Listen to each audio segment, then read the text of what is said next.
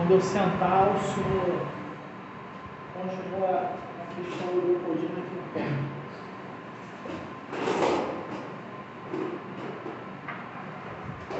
Então, como estava falando para vocês, eu implorei o mestre Leopoldino para que ele me ensinasse. Então, ele disse que não, e devido a tanta insistência, ele viu que eu estava agoniado. Ele olhou para a cara do professor José Vinagre e como quem tivesse pedido uma autorização. Aí o Vinagre respondeu para ele: é contigo mesmo, com você mesmo. Então, Vinagre acrescentou: se você quiser dar aula a ele, você pode ensinar, mas eu não tenho espaço na academia, lá dentro nem lá atrás. Agora, tem esse terreno aqui na frente, chão de terra batida, embaixo de uma amendoeira, se vocês quiserem praticar aqui no chão de terra. Aí, então, o Leopoldino aceitou. Ele falou: então faz o seguinte, muita insistência, né? Ele falou: você vem domingo, 10 horas da manhã, e nós vamos começar a aula.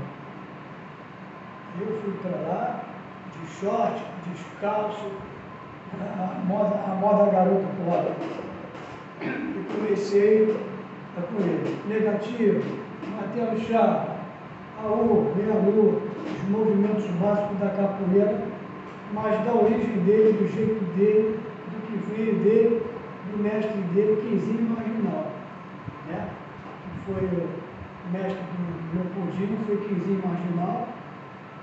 E eu vou contar essa história depois, que é muito grande também, mas é um mestre que veio de Minas Gerais, Carangola, com a família dele final da década de 40, e se instalaram no Morro da Providência, junto da Central do Brasil.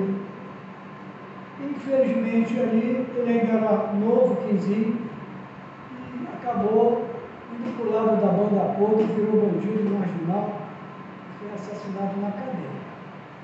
Então, Leopoldino, disso aí a história é longa, fica para outra história que vai ser contada.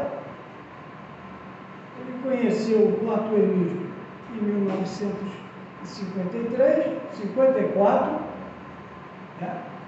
E de 54 eu passei a conhecer ele em 57. Então nós temos pouca diferença de capoeira entre eu e ele, poucos anos de diferença, né? As histórias são muito grandes. Que nós podemos viver um ano de capoeira e ter 1000 histórias nesse ano. Verdade. Sem contar que naquela época, o senhor pode me corrigir se eu estiver errado, a galera praticava capoeira quase todos os dias, né? É diferente de hoje, que o camarada treina 2 dias na semana. Antigamente, dizem que o pessoal da época do senhor fazia capoeira todos os dias. Era assim que funcionava ou não? Não, mais ou menos. Porque, por exemplo, assim, geralmente eles tinham essa mesma regra de 2, 3 dias por semana. Só que acontece o seguinte: os capoeiristas daquela época eram tão vibradores, que nem eu estou contando no meu caso. Eu saía da escola pública, tirava a minha roupa da escola e ia direto para trás do prédio para treinar capoeira. Como autodidata, reproduzir os movimentos que eu via. E dali eu ia para a Praia de Ramos continuar treinando salto na areia. Quer dizer, eu tinha uma rotina diária com a capoeira. Era diária, constante, porque eu era fissurado com aquilo, eu queria aquilo. Entende? Então, por isso que eu não pratiquei outros esportes, a não ser esporte de luta. Então, o que é que acontece? Então, com o Leopoldino, comecei a aprender com ele, da forma mais natural que podia se esperar. Mas, assim, vamos dizer, de forma não elitizada, dentro de academias, no chão de terra, embaixo de uma amendoeira enorme. É como se a gente estivesse se sentido naquela época, né, no tempo do Império. Então, uma coisa foi muito boa aquilo mesmo. Então, dali eu continuei com o Leopoldina. E o Leopoldina, infelizmente, ele às vezes faltava os treinos. O Leopoldina deu aula em muitos lugares, mas ele às vezes costumava faltar muito. Às vezes vinha, não vinha. E quando ele não vinha, eu ia para o Djalma, entendeu? Olhar as rodas e os treinos. Aí um belo dia eu estava sentado no banco da praça, o Djalma Bandeira, ele era alfaiate de profissão. Ele tinha a oficina dele dentro da casa dele, no quarto dele. E naquele momento de descanso, teve uma ocasião que nós sentamos juntos no banco da praça e começamos a bater papo. Conversávamos de todo o assunto. Então eu expliquei a ele que eu estava treinando capoeira com o Leopoldina, né? Acho que ele faltava muito e aquelas coisas todas. Aí ele gostou, ficou surpreso, gostou. Por quê? Porque Leopoldina é irmão dele de capoeira. Tiveram o mesmo mestre. Todos os dois foram alunos do Arthur Emílio. Então, ele achou legal, porque inclusive ele se dava muito bem com o Leopoldina e gostava muito dele e vice-versa. Eles eram muito amigos. Né? Então, o Arthur não gostava tanto do Leopoldina como gostava do Djalma. Arthur e Djalma, que desse para um e para o outro, era uma coisa que impressionante. Impressionante, eles eram colados, eles se adoravam. Os primeiros mestres a levar a capoeira para o mundo, fazer publicidade da capoeira, na Europa, América Central, fizeram filmagens embaixo da Torre Eiffel, isso no início da década de 60, final da década de 50, então foram os primeiros. Então, eu contando a minha história, e ele já sabendo que eu reproduzia muitos movimentos dele, ele passou, dali então em diante, me convidar para treinar com ele, para fazer os treinos com ele. Aí eu ia lá, no meio de semana, foram os treinos, no meio de semana fora 10 horas, na roda, ele tinha no meio do salão um saco de areia pendurado no teto, né? E os alunos ficavam em volta, ele ia chamando um por um para aplicar os movimentos no saco. Só que o Djalma, ele é a coisa mais impressionante do mundo. As pessoas que me conheceram não fazem nem ideia. Ele era, para mim, ele era um cientista da capoeira.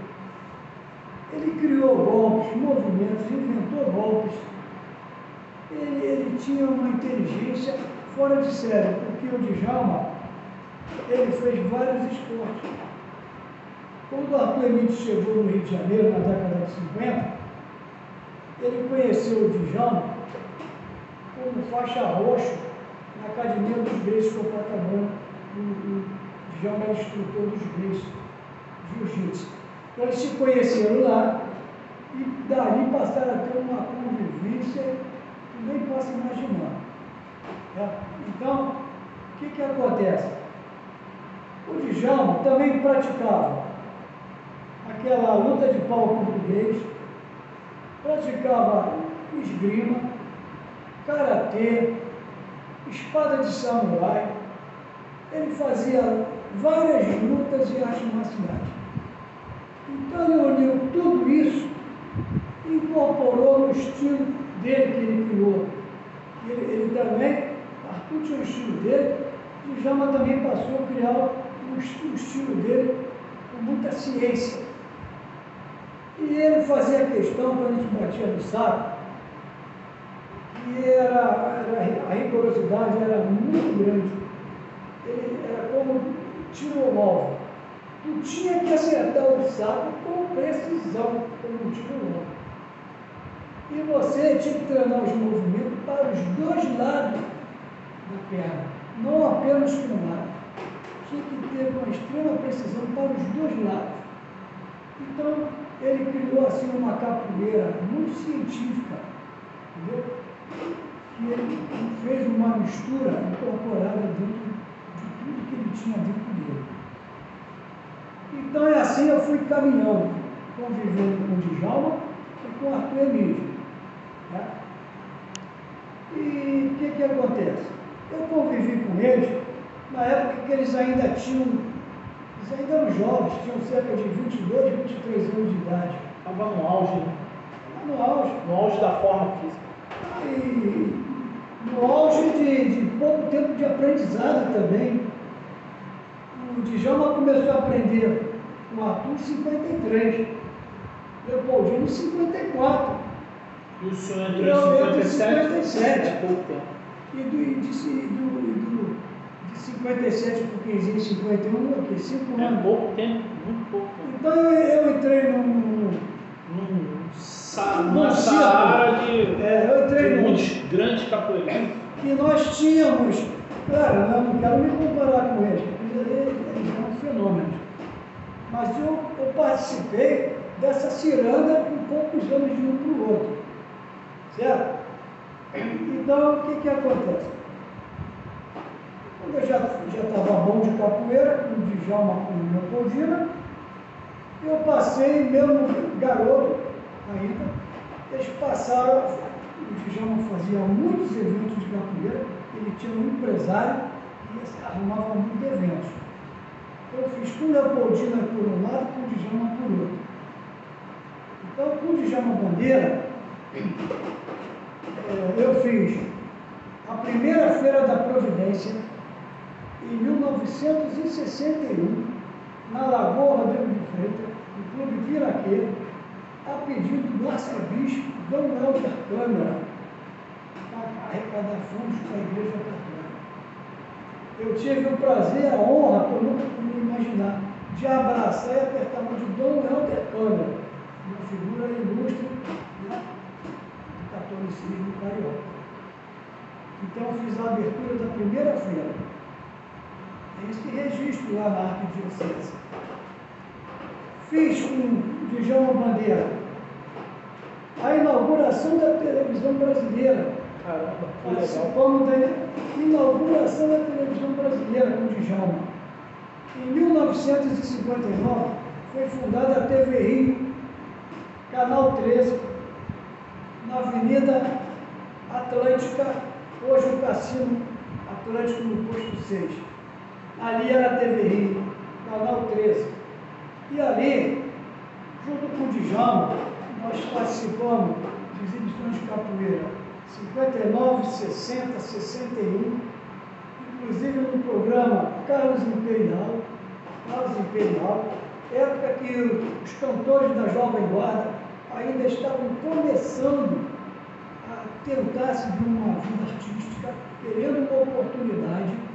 Então nós ficávamos todos juntos no camarim, ninguém era ninguém ainda, todo mundo tentando se criar. Uma pergunta, essas apresentações eram remuneradas?